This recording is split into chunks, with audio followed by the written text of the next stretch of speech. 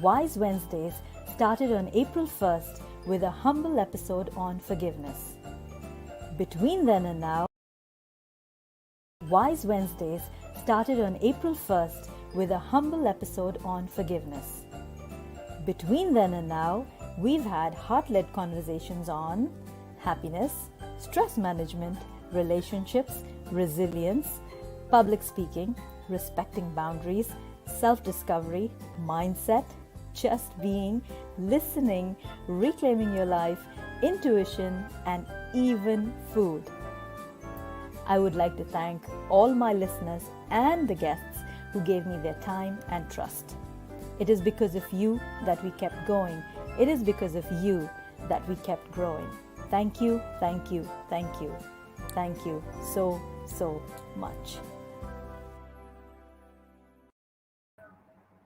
Hello, everybody. Welcome to episode 65 of Wise Wednesdays with RK.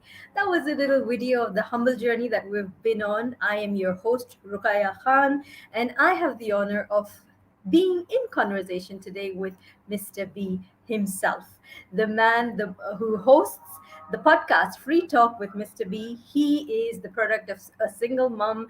He is an inspirational coach, someone with 35 years of experience in the energy industry, a pure gem of a person. I've had the opportunity to meet him and hear him speak, and that was the moment I decided I just have to have you on Wise Wednesdays with RK. And so, without further ado, I bring to you Mr. B. Hey, Hey, hello, and good evening. Uh, good evening. Thank you for saying yes, and thank you for giving us your time today. it's definitely my pleasure. Definitely my pleasure. Thank you. So today we are talking. Hi, Shrikant. So those of you watching, please give us a hi, a hello, so that we know where you're watching from, who is, because I use StreamYard, which doesn't let me see who the names are or the likes and the love that you send. So just leave us a hi. Let us know where you're watching from, so that we can acknowledge you for this time and energy that you're sharing with us. Today the conversation is around everyone can give back, and Mr. B is big about giving, and that was what I had heard him speak of even the last time he was here in Dubai. So tell me, what is giving back to you? And so, again, welcome and thank you for everyone for being here with me. I am Mr. B, the host of Free Talk with Mr. B. What I did, I've worked for so many years as an industry, and I felt like my head was in the sand for a lot of years, and I call it in the oil sands. And so I wondered, what would I do at the end? At the end of my career, what do you do after you finish working? Well, I did not want to come to the end of my road with everything in my head. I wanted to go empty. And so my thought of giving was to give back everything I had in my mind. Of course, that took only 5 minutes.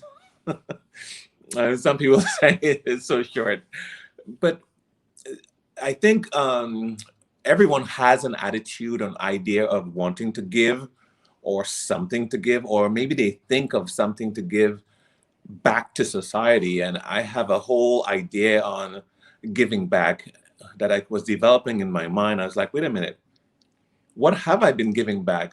When was I giving back? What do I give back? And you appeal to me a lot because you have a smile.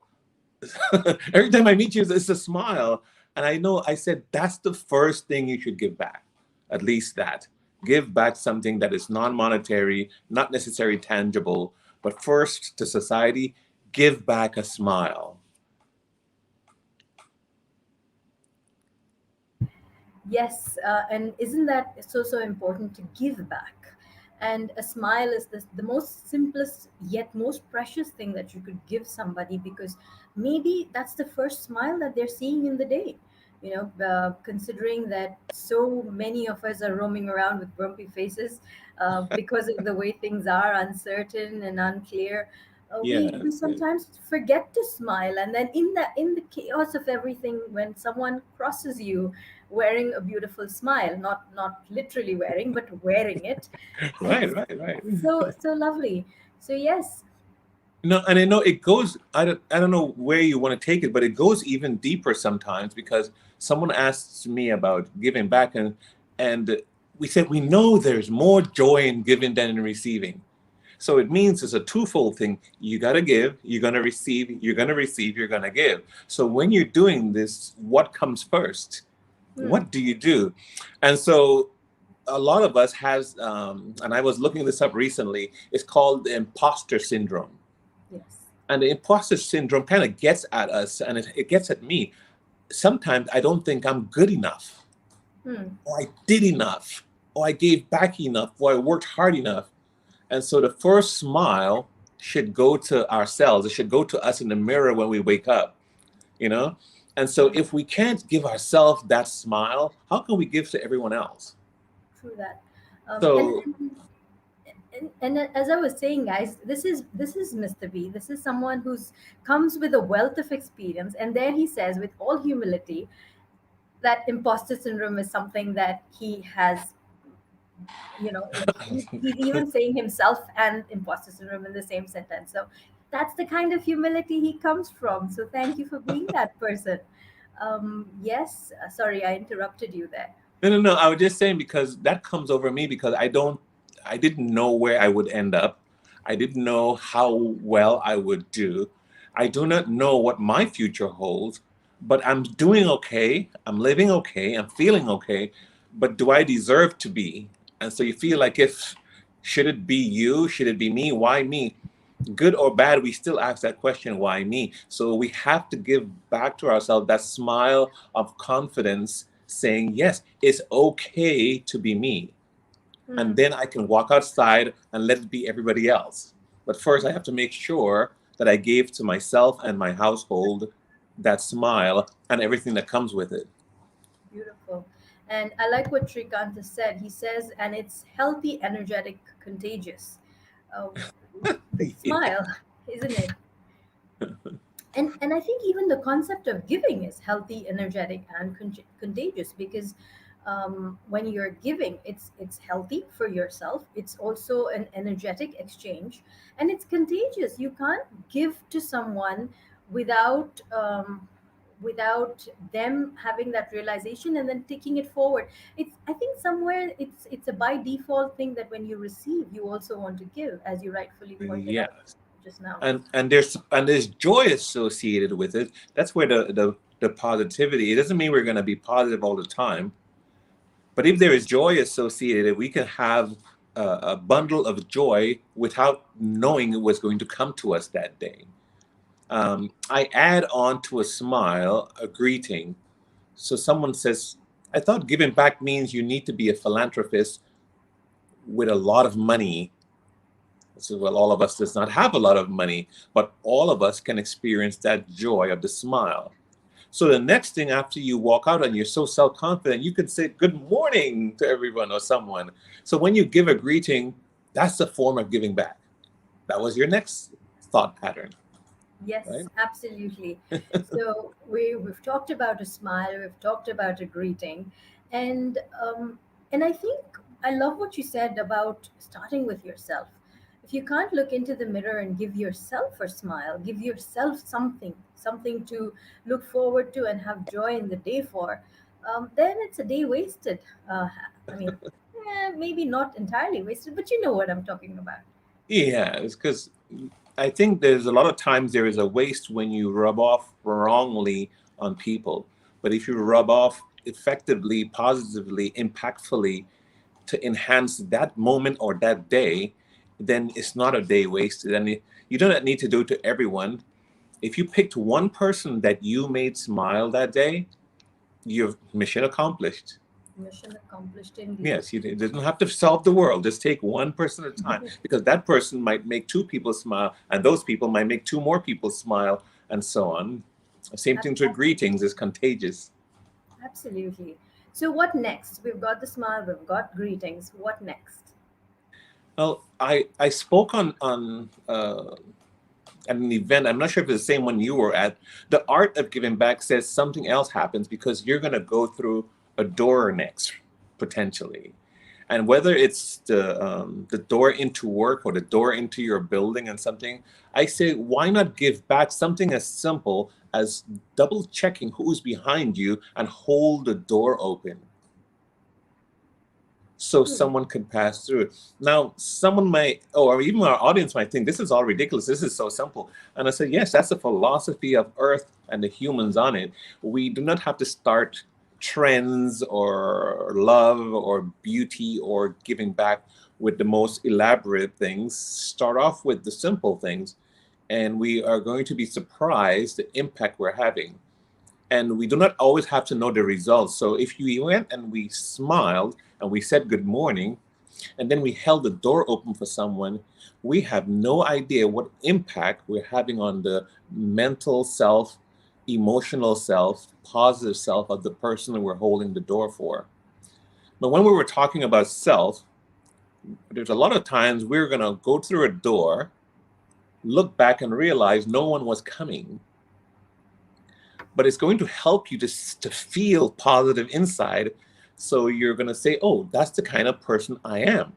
I'm the kind of person who are in the category of looking out for someone else by double checking to see if anyone was going to come through that door before I let it go. So if someone came through and they took over the door, you did your job. And if no one was there, when you look back, you were able to let go the door so you can continue on your way. But you feel good inside still, reassuring yourself that you actually did a good deed even if no one was there. Exactly. Right? Exactly. So these are the kind of things I'm talking about, where you smile at yourself, you hope, you look back at the door, you probably could say good morning to yourself. No one is going to think you're mad. No. But you have to feel good about yourself, because there's more joy in giving means there is some receiving. So someone might do it to you first, or you might do it to them first, but these interchanges can make your day. Absolutely. And I like what you said about looking back and just making a mental note if somebody was walking through, or even if there was nobody at the door. What For me, when I think of that, the mental note just reassures me that yes, I did my part. Mhm. And apart from that, who knows who's watching you? You could be walking through a lobby and someone might just notice that you held the door for nobody even, and that would create a trigger. It's like this ripple effect that happens where you've done good, and that vibration of that goodness moves forward, and it could touch anyone sitting there in the Yeah. vicinity observing you. It could even reach someone sitting watching you on CCTV, on the camera, security guard. I don't Possible. know whose life you touch. So I think it's so important to give and just give. I think sometimes we also attach that value of expectation, and then we get a little offended when we don't get it back from the same people because we feel like we're being used. And yes, I am playing the devil's advocate. I love doing that on my show. But how important is it to what's the significance of expectations? I'm not even going to say whether they're good or bad, but what do you think about expectations? Okay, so I'm going to give you a little line on this, because I'm going to come back 1 second to it, in this sense that there is someone always watching, and the eyes of our conscience is always watching, because it makes us feel or don't feel as we see ourselves doing something. It's kind of Hmm. a self-gratifying thing, because there is, when they say there's more joy in giving, then you want to give so you can get that joy. So if you know you can get the joy from giving, you're going to want to do it, because we're kind of a selfish creatures. We want that joy, and that's our inner being and our conscience in order to do it. So even if the CC camera is not watching, or no one else is watching, our inner conscience, our inner self is watching. This principle applies when we're able to steal something, Hmm. and we will ask ourselves, well, nobody's watching. Do I take that candy in the store? Do I take that grape and eat it in the store? Well, I didn't pay for it, so nobody's watching, and you still wouldn't do it. Makes you a better person, right? So when our own consciences are watching, as far as being devil's advocate, we all like to talk about this scenario also, in order to yeah, if I can remember exactly how you phrased it. Do you recall how you phrased it? I talk, Mr. B. You should know that by now. How did I phrase it? I was talking about the significance of expectation. Right. And so there, I use those terms a lot because it's one of those things that trigger us too. I said, and I define expectations in alignment with disappointment. Ah, okay. And I said, disappointment is expectations unfulfilled. Hmm. That's what disappointment is. So Yes. when we set ourselves up, we will get disappointed because we have implanted expectations in us. So if expectations, or if disappointment is expectations unfulfilled, then satisfaction is is not having any expectations. So Hmm. whenever we're giving back, we never think about what we're going to receive. We should never, because Hmm. we probably should be giving back something that we already received. Hmm. So Okay. when you're giving back, or when you get to the point of giving back, it should be something you already received. So if you gave yourself that good morning, or if you gave yourself that smile, that means you already received it. So you're giving someone something you already have, or already received. If someone Ah, held the door open for me, I received it already. So I should turn around and hold the door open for the next person, or turn it over. There's a law, most of the time it's something you already received. So you can mitigate or manage those expectations by having the thought pattern of what called paying forward. I do not like people to pay me back. Everything I give hmm. back, I think, is something I already received. I did it with my kids. I said, kids, do not borrow, because if you borrow from me, I'm going to hold you to account. So it's better that my kids ask me, Dad, can I have this, compared to can I borrow it? Because if you say can have it and I satisfactorily gave it, I am not going to look for it. I'm not going to Hmm. look back for it. Strangers, on the other hand, I tell pay forward. They might be someone else in their life that they need to help. Don't help me back, because I was already in the position to help them. I do not want them to help me in return. Find someone Hmm. else who's going to need us. And so we pay forward. And so all of it ties into the expectation and disappointment scenario that you were advocating when you were saying those things. And so we can protect ourselves by having a mindset of not trying to get paid back for anything. What we Hmm. give should be something we already have.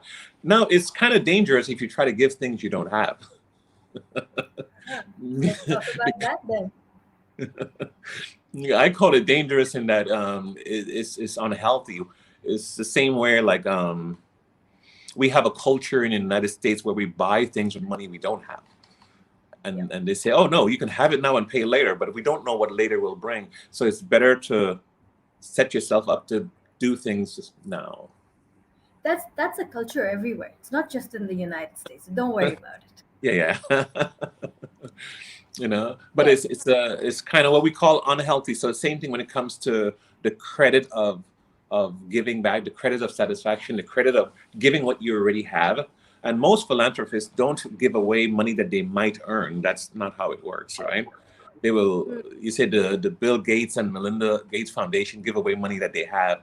Warren Buffett, money that he has. And us, since we don't have their resources, we have our smiles and our good mornings and our hellos, um, and holding the door open and so on. Then we actually do have that, And there is more, but we actually have those things in abundance. I met you and you haven't stopped smiling yet. You have it in abundance, right? Absolutely. So you just mind blew me because I've always spoken about the four pillars of your life, which is love, hope, faith, and trust. And I would always say that these are things that we expect from others, and which is why we get irritated when others don't give us this thing. The way this works is you need to first give yourself all of these four, and then you can share with the world how you would like to receive the love, the hope, the trust, and the faith. So these are the Yeah. four areas that I talk of. And as you now explained so beautifully about, giving a person a smile, but always giving it to yourself first, so you don't feel like you've been depleted because you've already served yourself first. So Yeah. that's very beautiful. In, Thank you. in my industry for those 35 years, we have a philosophy called do not rush in. Hmm. And do not rush in means it came from experience from those guys. It would be there is a gas that passes you out if you take one sniff. Hmm. So the guy sniffed and he went down on the ground.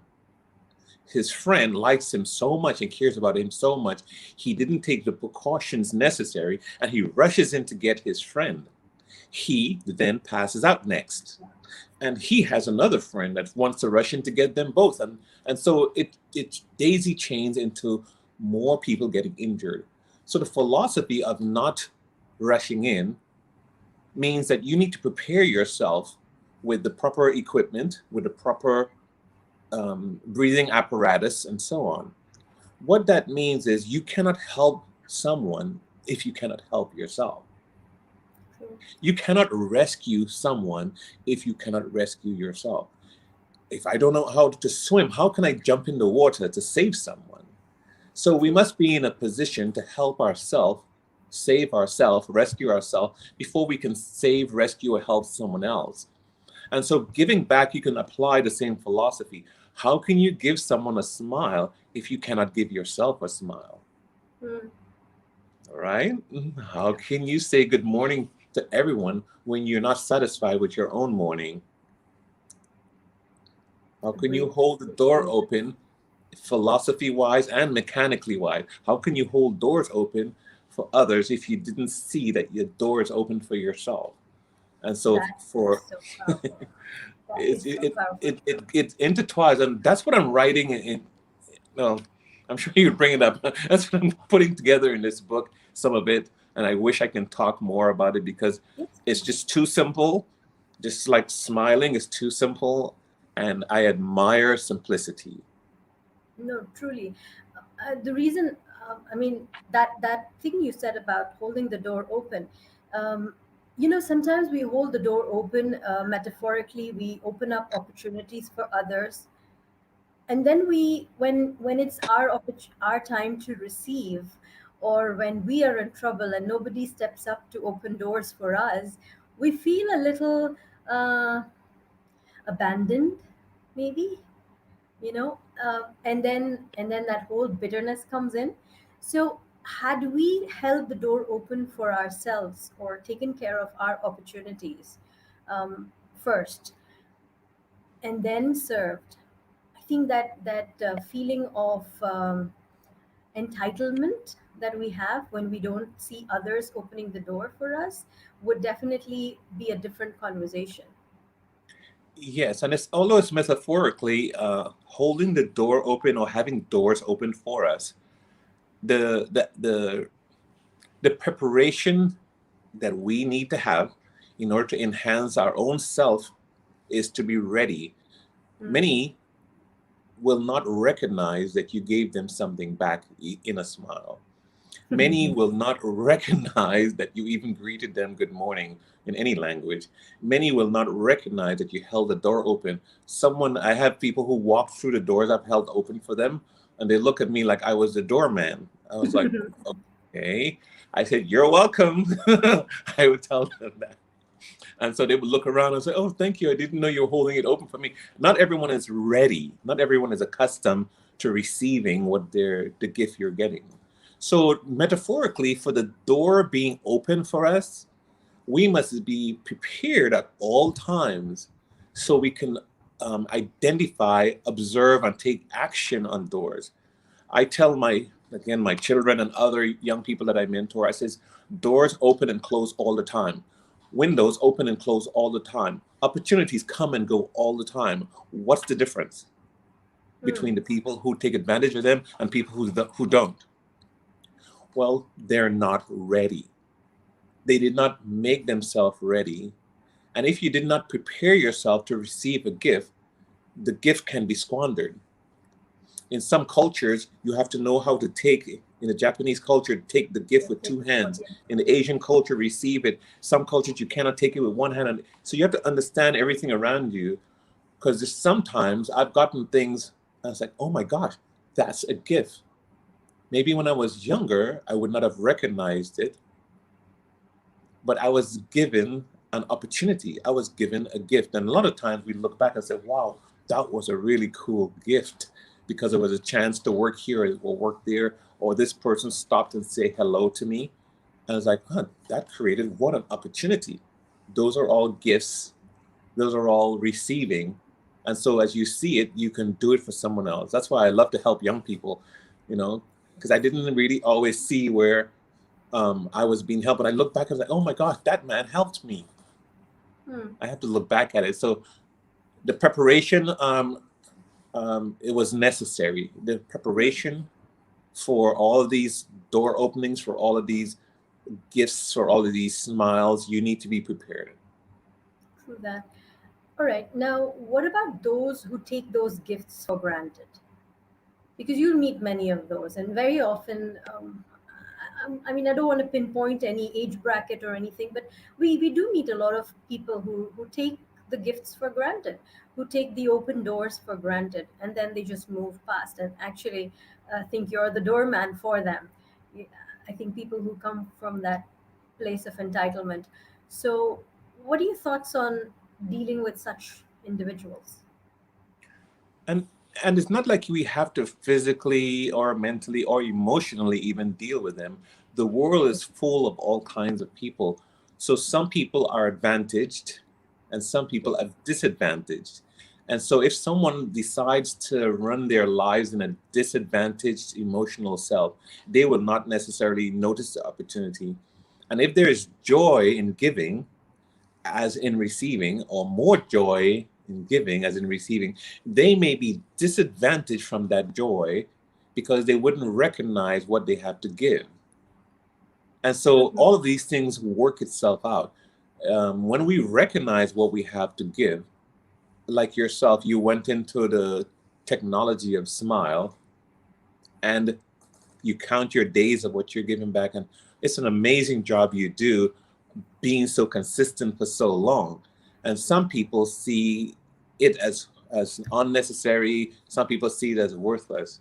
Now tell me, if you had 100,000 people on looking at your show, or one person on looking at your show, would you do anything different? Nope. And honestly, Mr. B, there have been times when no one's watching the show. Because Right? how long is anybody going to keep up with it? I mean, if you're going to do it for a day, 100 days, friends will keep up. But then there comes a point when everyone's busy with their own lives and their own things at Yes. that time of the day. But for me, it's a purpose.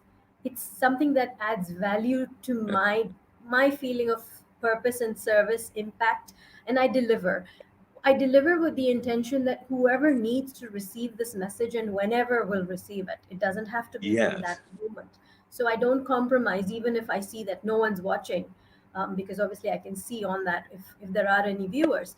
But even if I don't see anyone watching, I still deliver with as best as I can in the moment.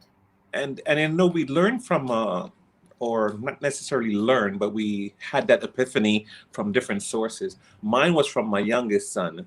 We were sitting together planning the podcasting, and he Mhm. said, "Dad, I need to ask you something. Why are you podcasting?" I was like, "Because I need something to do when I retire." He said, "Dad, do you know why I play music and why I make music and write music?" He says, "I don't care if anyone buys my albums. I'm making an album because," he said, "it's for him. It satisfies him." And so I said, "Yeah, I'm going to feel very satisfied." I mean, I could look at analytics, and I could look at the statistics of how many podcasts I've made on Free Talk with Mr. B, and how many episodes we put out, and so on, how many people are looking at it. But it's so insignificant other than the number one. And the one was not the one person listening to it. It was me. It was, am I satisfied with what I'm doing? And he said he was so satisfied. If no one bought his albums, he would be very satisfied that he made music and applied it to an album and have it there. If somebody wants to listen, they can. But he felt so satisfied. I was like, wow, that was my youngest son, my 33-year-old. And I was like, wow. I said, okay, interesting. It was so motivational for me that I said, I want to keep podcasting. I want to keep sharing. I want to keep giving back. I want to keep telling that story because I'm satisfied with it. Even if there was just one in the audience, I would be satisfied with it. So, Beautiful. And tell us more on what you do and how can people connect with you? What are the platforms? And you said you were writing as well. yeah, Free Talk with Mr. B is have freetalkwithmrb.com, Free Talk with Mr. B on this Instagram, Free Talk with Mr. B on Facebook, Free Talk with Mr. B on LinkedIn, Free Talk with Mr. B is everywhere. You can email me at mrb@freetalkwithmrb.com. So I know I'm easy to find. So anyone look up Free Talk with Mr. B online, they will find it. The idea is that every day, normal, everyday people can come on. My mother is of late, she's not around anymore, and she raised us. She raised, I think I was the middle child of about 5 or 6 of us. And my father had other kids that never supported us, so she was a single mom. Me being the middle child, I wanted more and more and more and did not get more. But I'm also a patient child, so I stayed quiet. And so the middle child, you have a couple before you, a couple after you, you stay quiet. But I recognize her effort, and I want to always elaborate on her effort because I know she still worked hard to do something for us, even if for me it was not enough. What I wanted was more cuddling, more talking to, more admiring, more patting on my back and rubbing in my head to make me feel good about myself. I recognize now it was not necessary, but boy, I still feel like I need it, right? It doesn't go away from us no matter. I'm in my 60th year now. I'm still feeling that need, right? So by the time I get to 61-year-old, I'm still gonna still have those needs. We're always going to need our mother's comfort. So Free Talk with Mrs. B wants single moms to come on and talk about it because we didn't always have um, places we can talk about how we feel or our experiences. When you think about giving back, we have something that's priceless. We have our life experiences, what we did, how we handled it, how do we overcome it.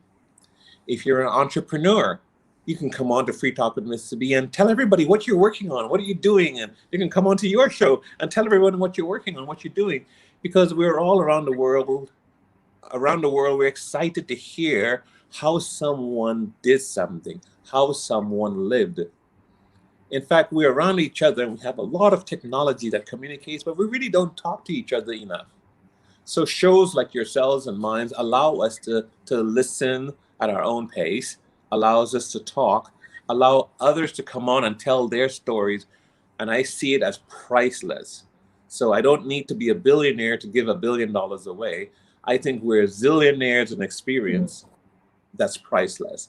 And so we want any day, every day, people to come on to the show. Now, some people say, but wouldn't it be really good if you had famous people on your show?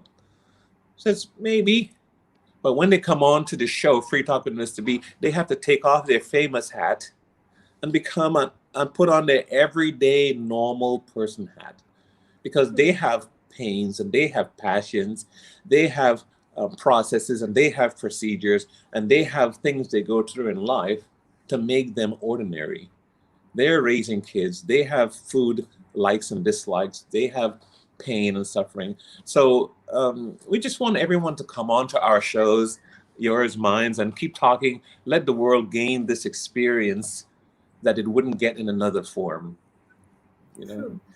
And and I think the beauty of what you do is inviting people with everyday stories is the fact that you make the everyday story become extraordinary because people then begin no really because then people begin to see themselves in those stories, you know.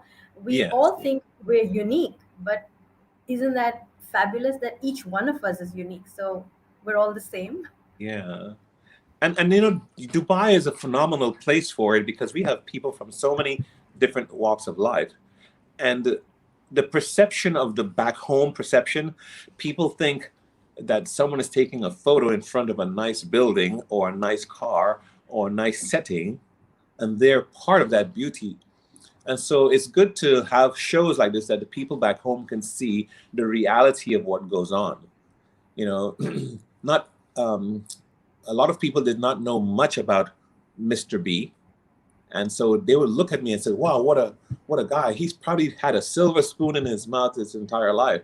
So I says, "No, I'm exposing it in the book. I'm trying to even put a picture in there of my grandma's house that I used to stay at." You know, because I Yes, want everyone to know I came from the bush.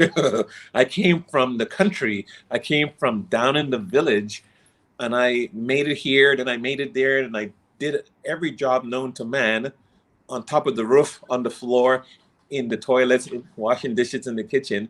I did every job to get to the next, to the next, to the next. And so as we expose who we are, the people can feel, other people can feel quite ordinary too. And let them know there is light at the end of the tunnel in everything you want to do or try to do. So I'm giving back more of those details about the art of giving back inside of the book, using my life story to show when did I give back, why, and how did it turn out, things like that. Hmm. And we have a listener. Srikant is asking you to tell us a little bit more about the book. I call it the art of giving back. Um, uh, the lady that works with me is a mindset coach, Meg Juma, and she really helped me to see the value of how people's minds work. And so to clear up someone's mind, you can tell them things they wouldn't see just by looking at me. They would not, most people wouldn't know I'm 60 years old. They would not know I'm a father and a grandfather. They would not know that I'm married for 40 years. So these things are in the book. But the art of giving back makes you think, wait a minute, why why did I give back, and when? Was I giving back of myself because I wanted something? And the answer as a kid, yes, you want something. You and I chose the route. Some people want attention, so they behave really bad and try to get attention. Yeah. I don't know, for some reason I turned out that I behaved really good. I didn't get everything I wanted, but I was looking for a lot of attention. And so I would bring those things out in the book, and it's art of giving back. And where people are thinking philosophy wise about giving back, they said, "Oh, I'll never be able to give back because I'll never be able to get anything in order to give back." And many people don't realize what they already have, you know, and what is the philosophy on themselves? What is the philosophy on giving back? What's the philosophy on raising children? Hmm. Um, the community wants good children. And how do you define good?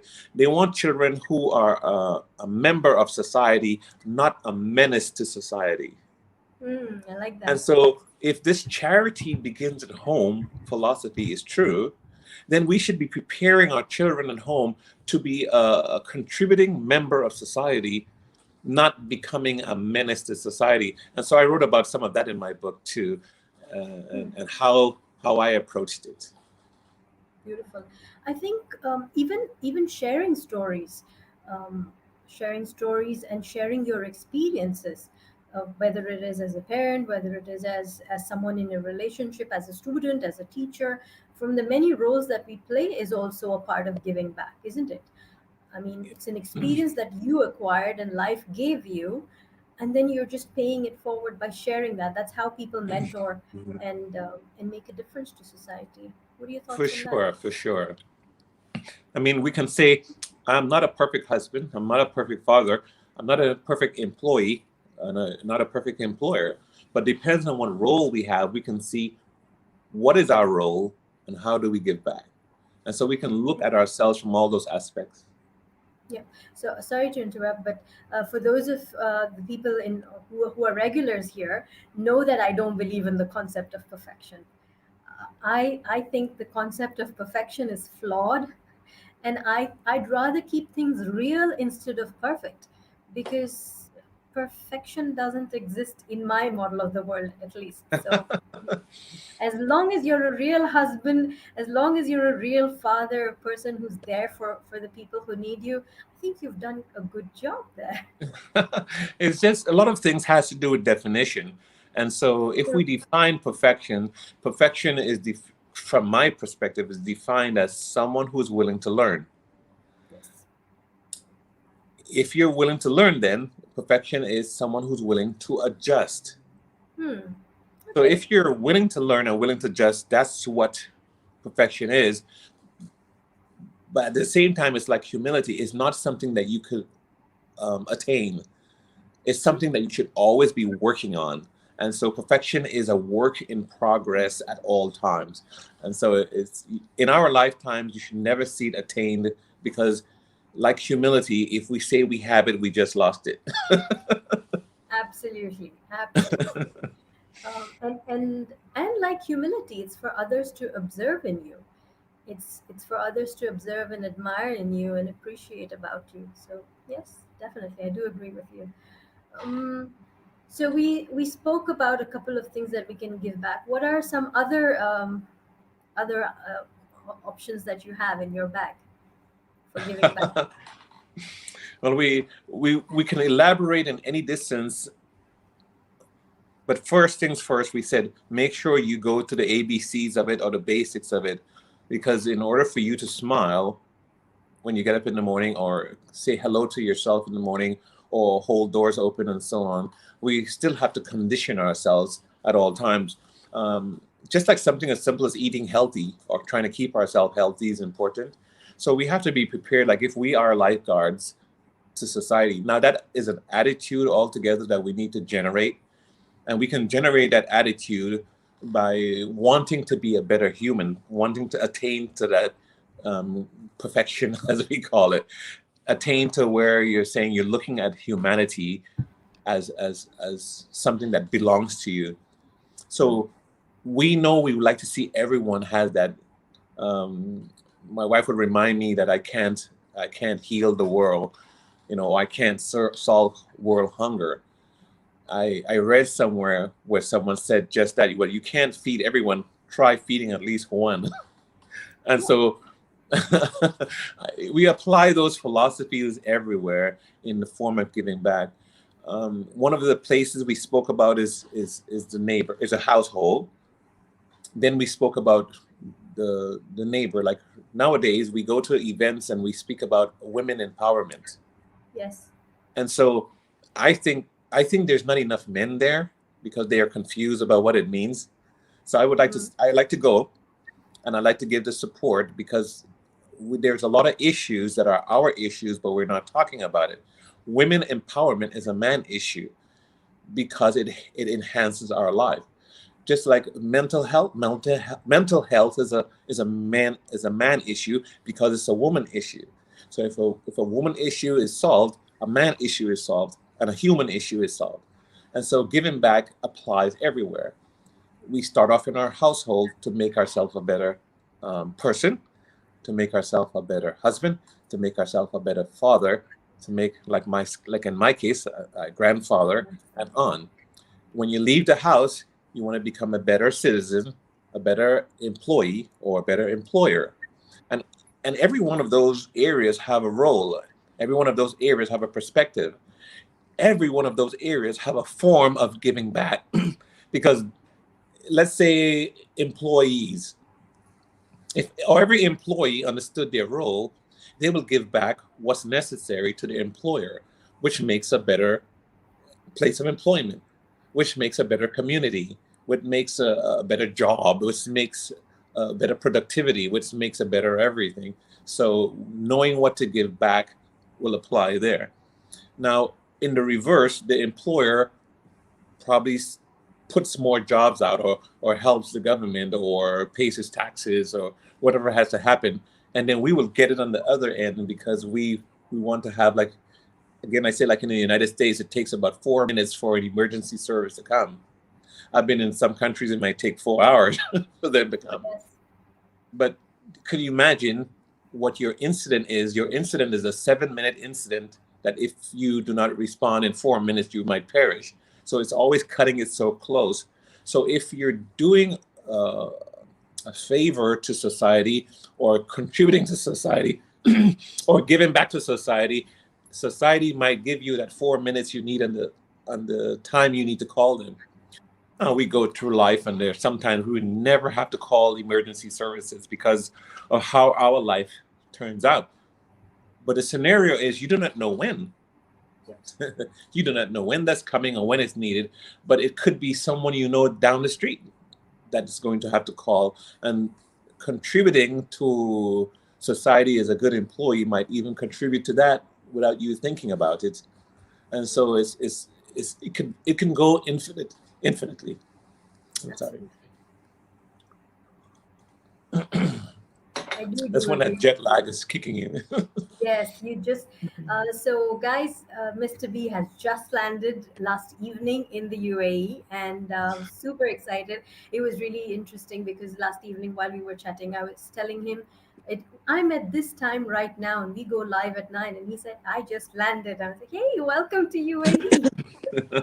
Lovely, You. thank you. Um, But on that conversation, you can see how extreme it can go, because these kind of things does not just end just because you gave someone something. You can give someone a bowl of rice, and 20 years later, that same person might be your employer. You just never know how it turns out, where it comes around, and so on and so on. As you speak of that bowl of rice, I heard you share about cooking rice. I can't let you go without sharing about that, please. Where did you hear that? Ha, when you were here the last time when we spoke at the event Oh, I together. see. Yes. Uh, I, I told someone that today.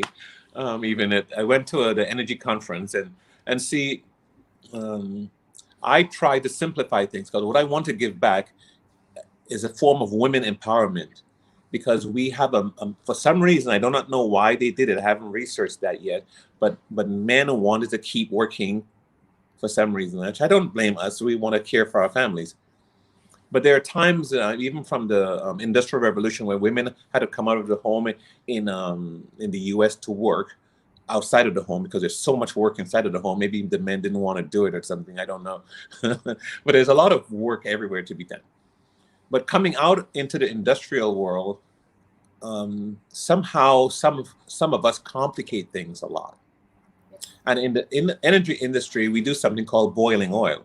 We have to warm up, heat up the oil in order to separate it into its parts to make gasoline fuel, jet fuel, diesel fuel, and so on.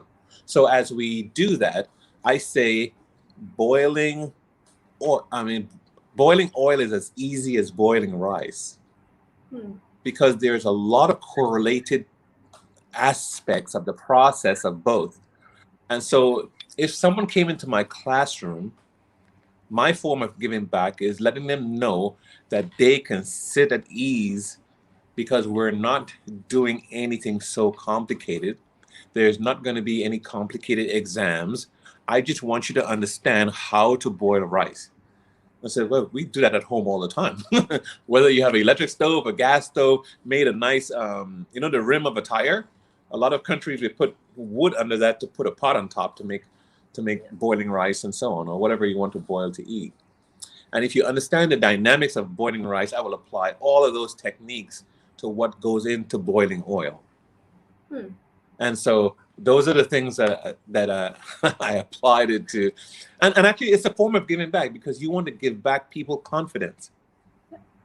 And so when you give back someone the confidence that they need to have, and reassure them that they can actually do this because it's as easy as boiling rice, then you're starting to give back. And so when a woman comes into the classroom as an empowered, I tell her the story that my mother was in the oil industry and was very good at it too, for as an operator for over 17 years before she left that industry. It was a very she didn't always like it because it was so male dominated that it made it hard on her. In any case, I try to make it easy on everyone because my mother told me how they made it hard on her.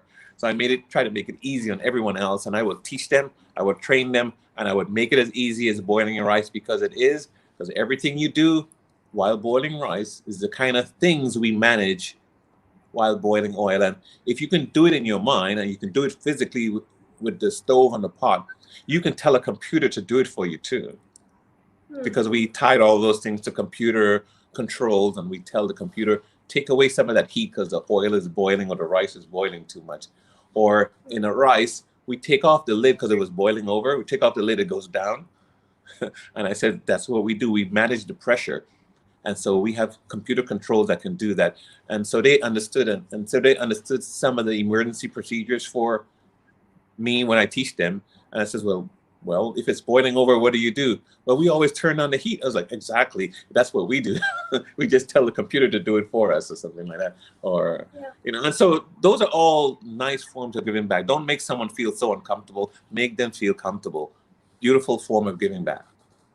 Absolutely, and I think keeping it simple is the most important thing here. If you make it so gigantic and complicated that people are moved two steps away from it just because it feels like daunting, then the whole purpose is lost. The whole purpose Yeah. of connecting with someone is lost. The whole purpose of a conversation is lost. If you spoke only fancy terms that people didn't understand, they wouldn't feel enriched at the end of a conversation. So, Yeah. So just like going to your doctor, a lot of times maybe your doctor or our doctors does not want us to understand what he's telling us. But boy, shouldn't we understand what he's telling us? You know? hmm, No, I don't know what a cardiac arrest is, but if you tell me that my heart is not doing so well, I'll get it. Because I came to you in the first place. Or if my fibular is doing something, is like, I don't know, what is it doing? you know? And so tell me what it is, and I'll tell you how I feel about it. So you can simplify it as much as possible. And that's what I do in my industry is make it as simple as possible.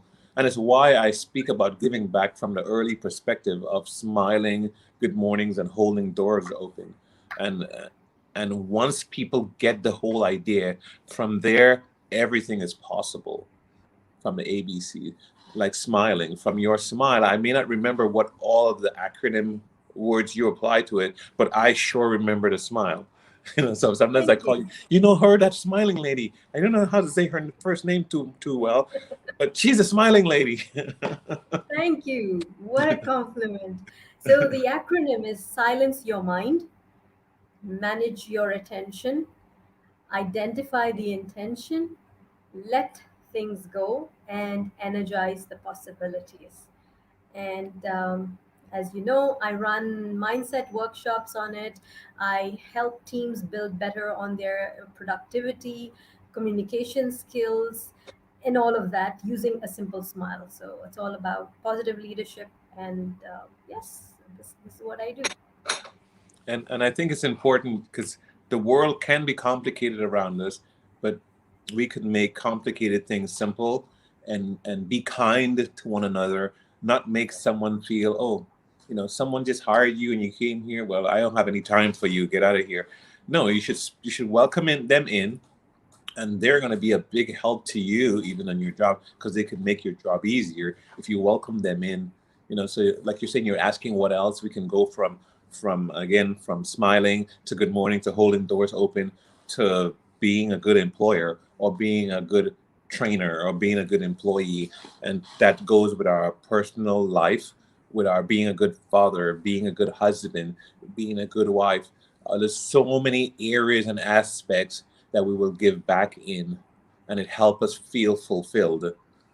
You know, Yes. could you And imagine in many parts of the written scripture where it talks about and he or she will be celebrated outside because people are observing that you're happy. indeed.